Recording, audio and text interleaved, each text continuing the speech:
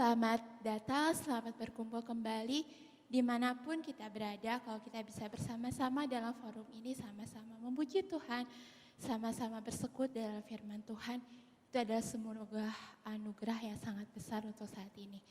Dan sekarang kita akan meneruskan ibadah kita dalam nama Tuhan Yesus Kristus. Kita lanjutkan ibadah kita kembali berdoa dalam hati.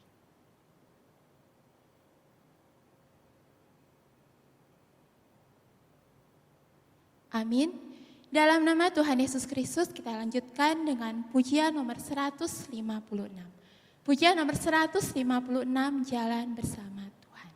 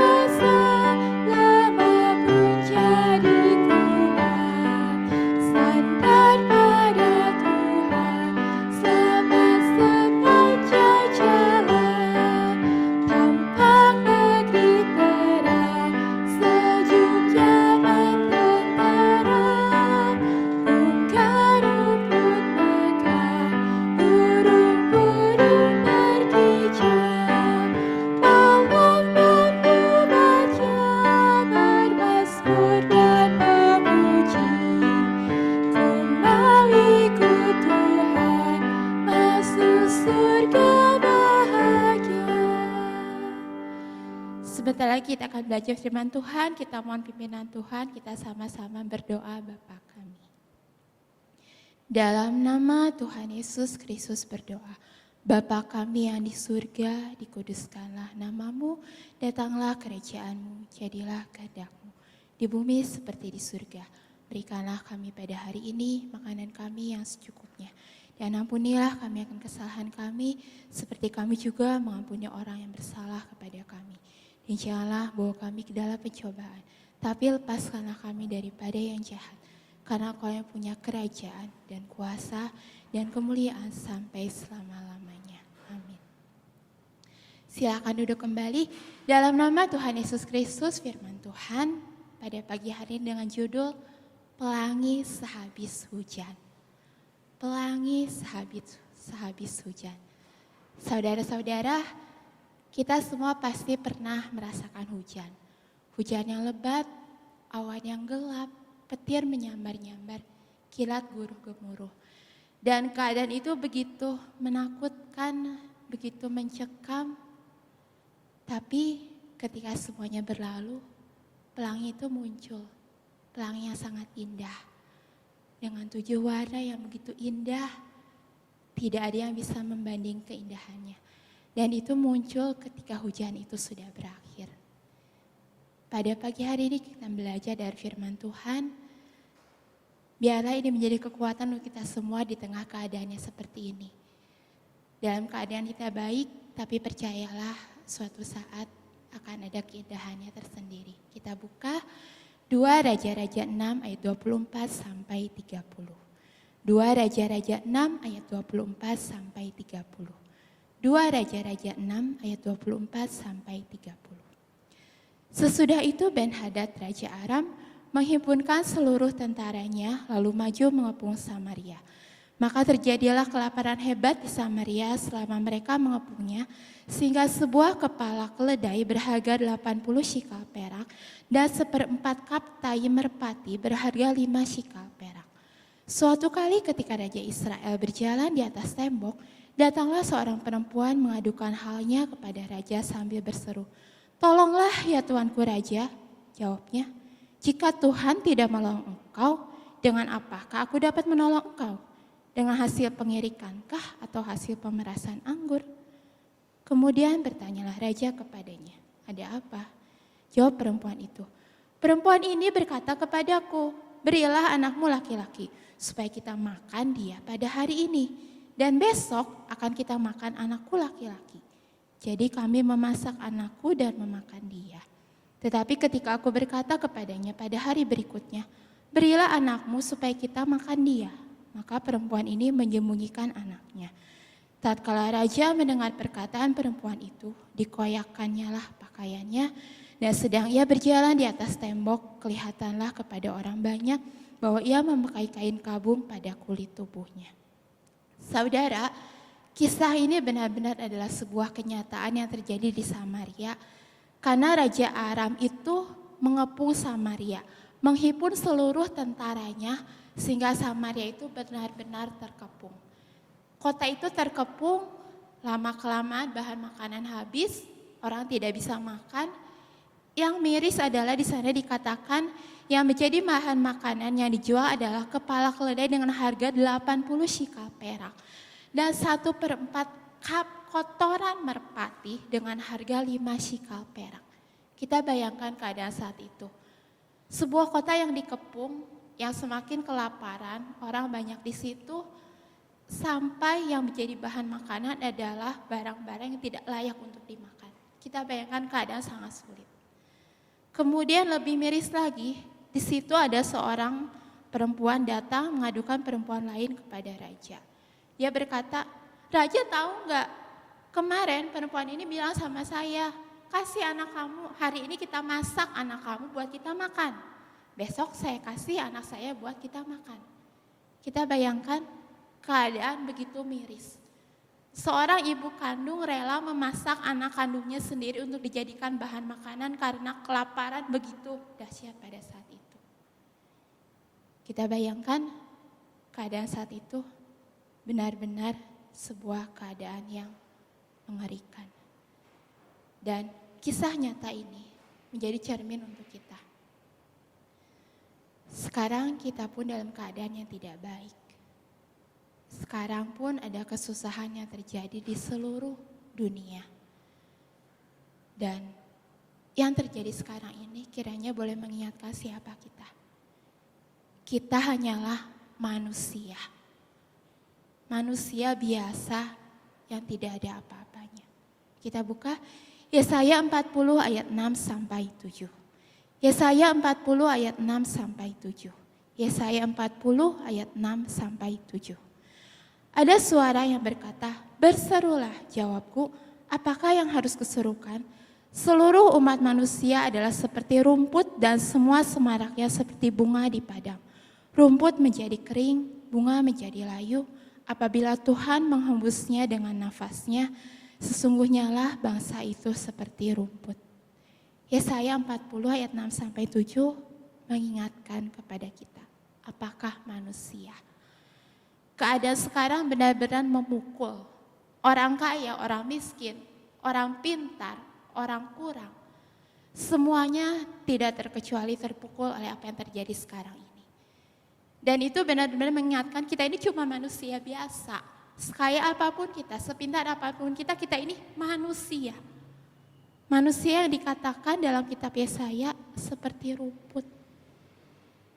Dan semaraknya itu seperti bunga di padang. Rumput itu cepat kering dan bunga itu cepat layu. Dan dikatakan kalau Tuhan menghembusnya dengan nafasnya. Keadaan ini mengingatkan kita adalah manusia. Dan jika Tuhan menghembus kita, jika Tuhan mengizinkan apapun terjadi, itu bisa terjadi. Karena itu pelajaran pertama, kita manusia dan Tuhan yang berkuasa sanggup melakukan apapun.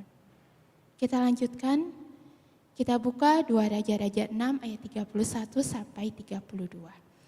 2 Raja-Raja 6 ayat 31 sampai 32. 2 Raja-Raja 6 ayat 31 sampai 32. Lalu berkatalah raja, beginilah kiranya Allah menghukum aku, bahkan lebih daripada itu, jika masih tinggal kepala Elisa bin Safat di atas tubuhnya pada hari ini. Adapun Elisa duduk-duduk di rumahnya dan para tua-tua duduk bersama-sama dia. Raja menyuruh seorang berjalan mendahulinya, tetapi sebelum suruhan itu sampai kepada Elisa, Elisa sudah berkata kepada para tua-tua itu, "Tahukah kamu bahwa si pembunuh itu menyuruh orang untuk memenggal kepalaku? Awas-awaslah, apabila suruhan itu datang, segeralah tutup pintu dan tahanlah dia supaya orang itu jangan masuk. Bukankah sudah kedengaran bunyi langkah tuannya di belakangnya?" Pelajaran kedua kita diingatkan lewat ayat ini, saudara. Di sini Raja Samaria pada saat itu di tengah keadaan yang menjelaskan dengan sangat jelas bahwa mereka adalah manusia biasa dan Tuhan yang berkuasa. Kalimat yang dia lontarkan adalah dia bilang, ini nih gara-gara Elisa bin Safat, gara-gara abdi Allah itu, aku akan membunuh dia. Maka dia berusaha dengan orang-orangnya datang mendapatkan Elisa untuk membunuhnya. Apakah itu semua terjadi karena salah Elisa? Tentunya tidak, saudara. Saat itu Raja Samaria adalah raja yang berubah setia kepada Tuhan. Dia tidak memimpin rakyat untuk berbalik kepada Tuhan. Dia menjadi pemimpin yang bejat. Dia memimpin orang-orang Samaria itu untuk menyembah berhala-berhala dan melupakan Tuhan sama sekali. Keadaan rohani orang Samaria dengan dipimpin rajanya saat itu bukanlah keadaan rohani yang baik. Dan ketika hal buruk itu terjadi, ketika Samaria itu terkepung, raja ini sama sekali tidak merendahkan hatinya di hadapan Tuhan. Dia malah menyalahkan dan ingin membunuh Elisa.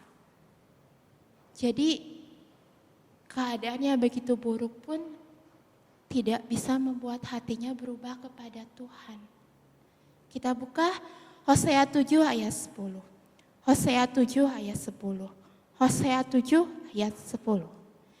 Kecongkakan Israel menjadi saksi terhadap dirinya, namun mereka tidak berbalik kepada Tuhan Allah mereka dan tidak mencari Dia kendati semuanya ini. Dari ayat 10 dari kitab Hosea pasal 7, di situ diingatkan. Kecongkakan Israel itu menjadi saksi terhadap dirinya sendiri, tapi mereka itu tetap tidak berbalik kepada Tuhan, tidak mencari Tuhan. Mereka tetap angkuh, mereka tetap tinggi hati meskipun keadaan begitu buruk. Mereka merasa diri mereka itu benar. Mereka merasa jalan mereka tidak salah. Renungan untuk kita, saudara. Apakah kita diingatkan lewat keadaan yang terjadi sekarang ini? Apakah kita mengintrospeksi setiap diri kita? Apakah selama ini hidup kita ini layak di mata Tuhan? Apakah selama ini kita mulai menempatkan Tuhan sebagai bukan yang hal utama lagi? Apakah kita lebih memberhalakan hal-hal lain yang menjadi kesenangan kita, menjadi hobi kita, dan pelan-pelan kita lupakan Tuhan? Biarlah ini menjadi peringatan untuk kita. Kalau keadaan seperti ini, kita mau lebih merendahkan hati kita. Kita mau mengintrospeksi diri kita. Jangan kita tetap berada dalam kecongkakan dan keangkuhan kita sendiri seperti Raja Samaria saat itu. Tapi biarlah kita berubah, lebih rendah hati, lebih menghormati Tuhan yang mampu membuat semuanya terjadi. Kemudian kisahnya berlanjut. Setelah itu diceritakan ada 4 orang kusta. 4 orang kusta ini duduk di pintu gerbang Samaria. Kemudian mereka berpikir, bercakap-cakap, untuk apa kita tetap duduk di sini? Di sini kita akan mati kelaparan. Kalau kita masuk ke Samaria, di sana juga ada kelaparan, kita pun akan mati. Kalau gitu kita coba kita masuk ke perkemahan tentara Aram yang mengepung. Kita masuk ke kemah musuh. Kalau kita mati di sana ya kita mati, tapi di sini pun kita mati. Tidak salah kita coba. Lalu mereka masuk ke perkemahan tentara Aram. Dan ternyata yang mereka dapati adalah perkemahan itu kosong. Hanya ada kuda, keledai, dan kemah yang kosong. Tanpa manusia satupun. Kemudian mereka masuk ke sana. Mereka mengambil emas, perak, pakaian, mereka sembunyikan untuk diri mereka. Kemudian mereka berpikir dan berbicara, tidak pantas. Kita dapat emas, dapat perak, dapat pakaian, ini sebuah yang baik. Tapi kita tidak beritahukan ke Samaria yang sedang kesusahan. Ayo kita beritahukan ke sana. Maka mereka datang ke pintu gerbang Samaria. Mereka lapor pada penjaga pintu gerbang, dan penjaga pintu gerbang itu melaporkannya kepada raja. Maka meskipun masih malam, raja itu bangun. Raja itu bilang, paling juga tentara Aram pura-pura. Itu mah kemahnya ditinggali, terus kita ke sana, nanti kita digerebek, kita ditangkap hidup-hidup. Mereka masuk ke Samaria, cuma taktik. Tapi nggak salah deh, kita cek aja. Maka raja menyuruh orang-orangnya untuk pergi ke kemah tentara Aram. Dan ternyata benar persis seperti yang dikatakan 4 orang kusta ini. Mereka cek terus sampai ke Sungai Yordan. Ternyata sepanjang jalan menuju Sungai Yordan itu ada barang-barang yang ditinggalkan lari oleh tentara Aram. Mereka lari ketakutan karena ternyata Tuhan membuat mereka mendengar bunyi kereta, kuda, dan tentara yang sangat besar datang. Sehingga mereka pikir, wah itu Raja Samaria itu mengupah raja-raja orang Het dan raja-raja orang Misraim untuk membunuh kita. Mereka lari kocar-kacir, semua harta bendanya mereka tinggalkan. Dan itulah yang terjadi pada saat itu. Kemudian kita lanjutkan, kita buka 2 Raja-Raja 7 ayat 16 sampai 19. 2 Raja-Raja 7 ayat 16 sampai 19. 2 Raja-Raja 7 ayat 16 sampai 19. Maka keluarlah penduduk kota itu menjarah tempat perkemahan orang Aram. Karena itu sesukat tepung yang terbaik berharga sesikal dan 2 sukat jelai berharga sesikal, sesuai dengan firman Tuhan. Adapun raja telah menempatkan perwira yang menjadi ajudannya itu mengawasi pintu gerbang, tetapi rakyat menginjak-injak dia di pintu gerbang. Lalu ia mati sesuai dengan perkataan abdi Allah yang mengatakannya pada waktu raja datang mendapatkan dia. Dan terjadi juga seperti yang dikatakan abdi Allah itu kepada raja. 2 sukat jelai akan berharga sesikal dan sesukat tepung yang terbaik akan berharga sesikal besok kira-kira waktu ini di pintu gerbang Samaria. Pada waktu itu si perwira menjawab abdi Allah itu, sekalipun Tuhan membuat tikap-tikap di langit, masakan hal itu mungkin terjadi? Tetapi Elisa berkata, sesungguhnya engkau akan melihatnya dengan matamu sendiri, tetapi tidak akan makan apa-apa daripadanya. Kisahnya, karena perkemahan tentara itu kosong, dan di sana banyak sekali barang-barang, rakyat itu, penduduk kota itu, wah begitu menjara tempat perkemahan orang Aram. Dan kelaparan itu berubah 360 derajat. Mereka bisa makan dengan 2 sukat jelai berharga sesikal dan dengan sesukat tepung yang terbaik berharga sesikal. Padahal sebelumnya yang menjadi bahan makanan adalah kepala keledai dan kotoran merpati. Tapi berubah sekali, langsung dikatakan besoknya yang menjadi bahan makanan mereka adalah jelai dan tepung yang terbaik. Itu semua adalah karya Tuhan. Tuhan berkarya. Tuhan mengatur orang-orang Aram itu pergi. Sehingga ada barang-barang untuk meneruskan hidup orang Samaria. Dan saat itu ajudan raja, perwira raja yang ikut mendatangi Elisa. Dan ketika Elisa menyampaikan firman Tuhan, dia tidak percaya, dia bilang, sekalipun Tuhan membuat tikap-tikap di langit, tidak mungkin hal itu terjadi. Dan sesuai dengan firman Tuhan, perwira ini mati diinjak-injak oleh orang-orang pada saat itu yang begitu banyak. Semuanya terjadi sesuai dengan firman Tuhan. Perkataan Tuhan, keadaan berubah. Rakyat bisa makan dan perwira ini mati sesuai dengan perkataan firman Tuhan.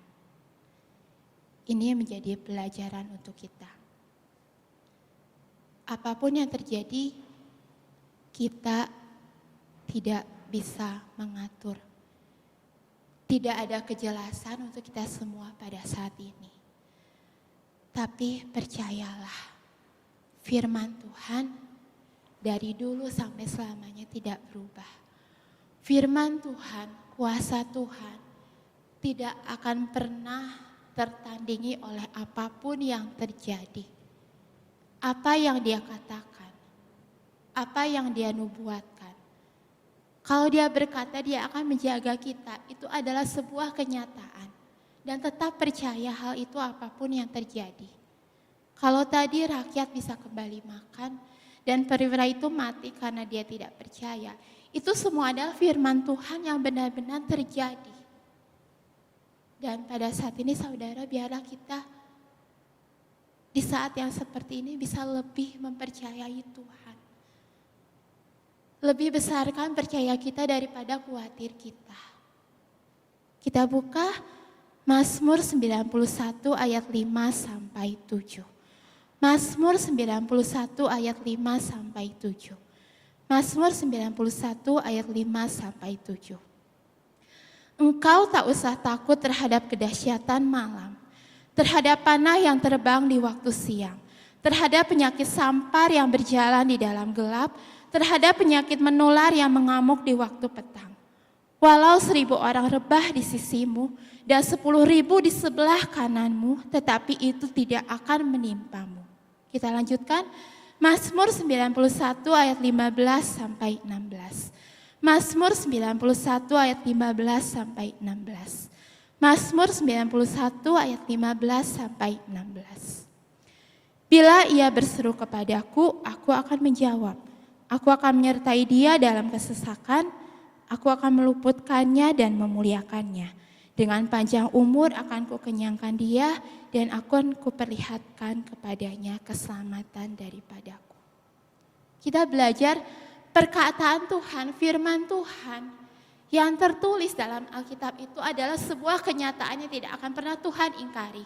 Dan di Mazmur 91 dia itu menguatkan kita, engkau itu tidak usah takut terhadap kedahsyatan malam, panah yang terbang di waktu siang, penyakit sampar ataupun penyakit menular.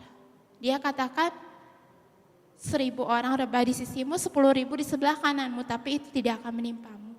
Bila kita berseru kepada Tuhan, dia akan menjawab kita. Dia akan menyertai kita dalam kesesakan, dia akan meluputkan dan memuliakan kita. Dan dia akan memperlihatkan keselamatan daripadanya. Biarlah kita lebih dikuatkan bahwa firman Tuhan itu pasti terjadi. Kalau dia bilang dia sanggup menjaga kita, itu artinya dia sangat sanggup menjaga kita. Tapi ada juga bagian kita. Kita mau berseru kepada Tuhan. Jangan lagi andalkan hal yang lain yang bisa kita andalkan setiap hari. Andalkan Tuhan. Berserulah kepada Tuhan. Dia akan sungguh-sungguh memperlihatkan keselamatan yang hanya daripadanya. Saudara, kalau kita ingat fenomena pelangi sehabis hujan, saat ini kita seperti berada dalam hujan yang sangat lebat. Awan itu begitu tebal, kabut itu begitu gelap, semuanya pekat. Dan kita tidak tahu kapan itu berakhir. Kita tidak tahu hujan itu sampai kapan. Setiap hari itu begitu lebat, begitu menakutkan, begitu mengerikan untuk hidup semua manusia, untuk kita. Tapi kita mau percaya, janji Tuhan, penyertaan Tuhan itu seperti pelangi yang sangat indah. Pelangi yang indah itu mungkin sekarang tertutup, tapi Tuhan itu tidak pernah sembunyi. Dia itu menjaga kita, meskipun keadaan susah. Kita lihat matahari setiap pagi bersinar, burung masih berkicau, angin itu masih berhembus. Artinya Tuhan tidak pernah berhenti bekerja meskipun keadaan seperti ini. Dia itu tetap ada. Dia itu tidak sembunyi. Dia itu menjaga kita seperti biji matanya. Jadi saudara, percayalah. Tingkatkan percaya kita. Benar-benar ingat kita ini cuma manusia. Jangan takabur, jangan sombong. Serahkan semuanya pada pengaturan dan kehendak Tuhan. Percayalah, meskipun hujan begitu lebat, pelangi itu selalu ada. Pelangi janji Tuhan, pelangi penyertaan Tuhan, kekal untuk setiap kita sampai selama-lamanya. Pelangi sehabis hujan. Amin.